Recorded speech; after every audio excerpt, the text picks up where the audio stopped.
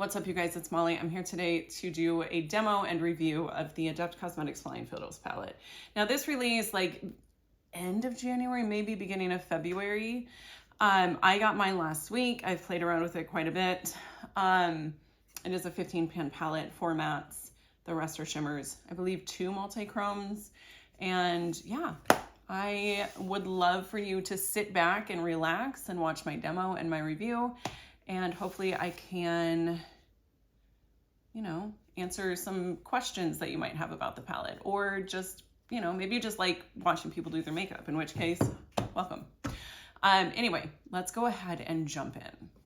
All right, let's start off with doing the demo first. I already went ahead and primed my lids with the Ulta Beauty matte eye primer, and then I did lay that down with like a cream eyeshadow that is not in this palette. So for the look, generally what I have found is this shade Tan Toffee Rose is the best transition shade in the palette. So I'm going to go ahead and use that just as a transition shade all over the crease.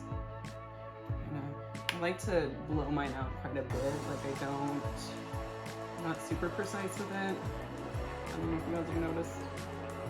Then I'm going to go into this shade Daylily as a shade to deepen up the outer V. And kind of work this into the crease as well.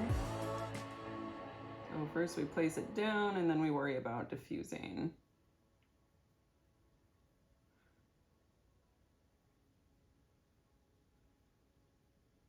And I'm going to take this kind of in towards the inner portion of my lid as well.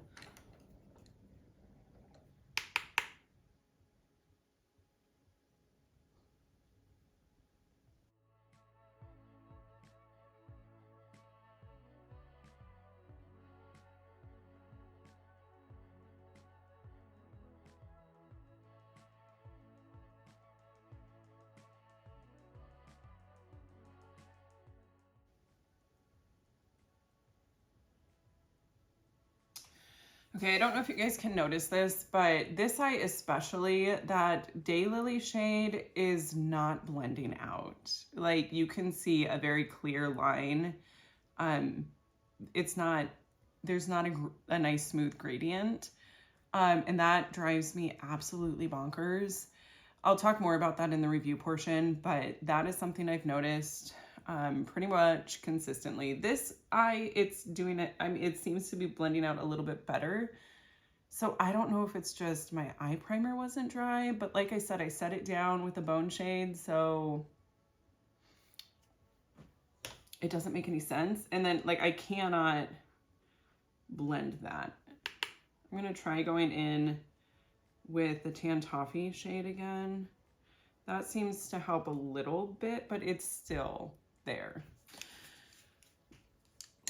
I'm not loving the mattes, but they can't all be bangers. Okay, then I am going to use the shade Dahlia here. It is a multi-chrome. I'm going to use it all over my lid. And I like to just apply these with my finger.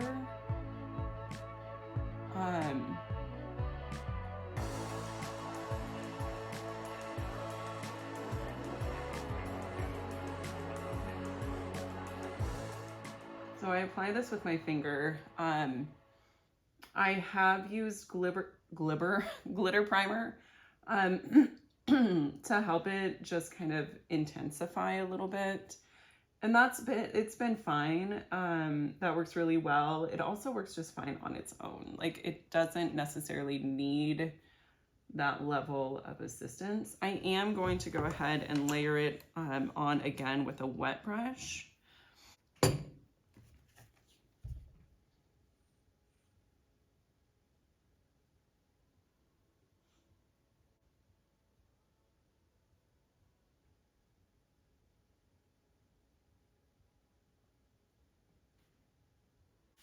Okay, that is it for the upper portion. I want to keep the lid shade just kind of simple because I think with multi-chromes, too much is not good. So just to kind of help the multi-chrome shine. I'm going to leave it there. I'm going to go ahead and do the rest of my face, and then I'll come back on and do the lower lash line, and then we'll do the review portion. Okay, for the lower lash line, I'm going to use the shade Green Kelly right here. Just because I want to use as many of the shades as I can for the look, so that you guys can kind of get a feel for it.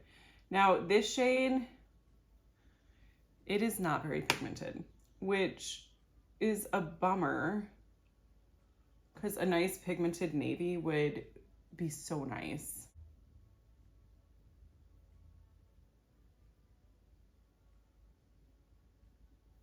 Okay, so this is the finished look. Let's go ahead and do some swatches, and then we'll talk about my overall thoughts. Let's go ahead and jump into the review portion of the video. So it's been a couple of weeks since I've had the palette. I've used it nearly every day, and I have used every single shade in the palette, and I do have thoughts on some of the formulations. So I want to get into that, but before we do, let's go ahead and do some swatches. And I'll kind of talk to you guys about the shades as I'm swatching them. Okay, I'm just gonna do hand swatches.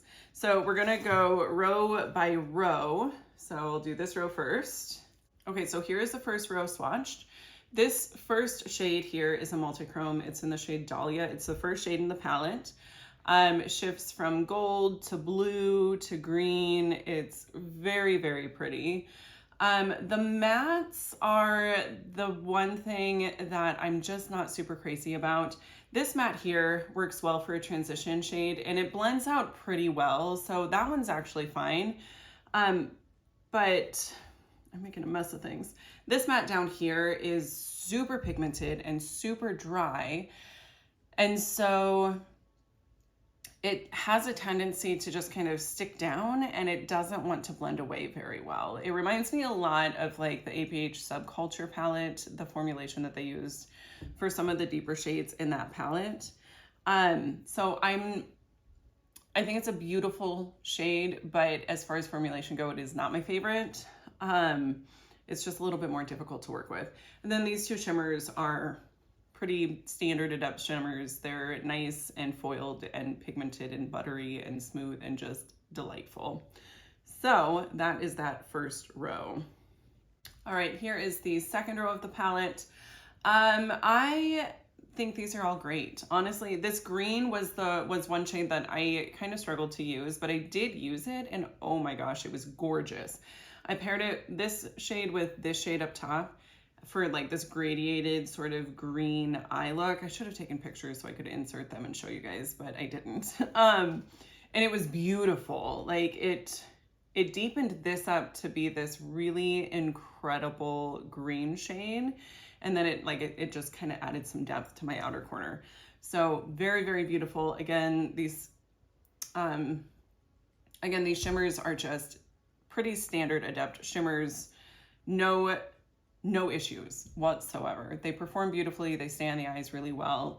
This shade here, this middle shade, is the middle shade in the palette, this Scorpion Grass. It's that marbled shade.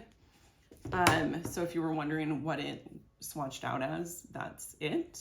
So not really what I was expecting. I was expecting, I don't know what, but it is really, really cool. Definitely like a multi-tonal shade. So, and I would say, let's see, this other one here, Yellow Brownin', is that what it is? Yellow Brownin', I don't know. It's a really interesting shade as well. I don't have anything like this in my collection. Just the tone of it, like it's definitely a duochrome, kind of shifts from like taupe to peach almost. It's really, really interesting. I thoroughly enjoy it. That green does not want to come off my hand. It is swatched. It's stuck on there. There we go. Okay, and here is the last row swatched. This shade here is an incredible multi-chrome. It reminds me of Patina from Cleona. Really pretty. It goes from gold to this incredible green. This shade here is Blue Crown. This I thought was going to be like a blue-brown duochrome, but it goes from kind of tan to blue to purple. Like So pretty. I think the base color is this sort of brownish tan shade. This matte, this brown matte is actually probably one of the better matte formulas in the palette. I think we've got multiple formulas going on. Like this shade here, and this shade I think are similar. And I can use this as a transition and blend it out. Like it'll buff out and blend out really well so that it isn't super intense on the eyes. Like, I don't know what I'm trying to say. I'll kind of start out with my outer corner and buff it into my inner portion of my crease, and it fades out. You know what I mean? It's really user friendly. It works really well. I like this formula. Now this matte here is just kind of disappointing. This is the shade Green Kelly, and that's going over it a couple of times. Like, I don't know. I don't know. There was no pigment, and there should be. I think if that was more pigmented, it would be really, really nice. I can get it to work. Usually I use that shade like on my lower lash line. I still use it on my outer V if needed. It pairs well with this Tan Toffee Rose shade, this kind of mauve matte. So yeah, they're beautiful shades, but that matte formula is just not my favorite. So as far as color story goes for the palette, I think this is gorgeous. I think they have done a fantastic job. You know, you've got some warmer tones that pair well with Sahara. You've got some cooler tones that pair well with this Tan Toffee Rose shade. There's some really interesting shades that I don't have in my collection anywhere else, specifically this Erisema, no idea, and Yellow Brownin. These two shades here, I don't have these. I don't have these anywhere that I can think of.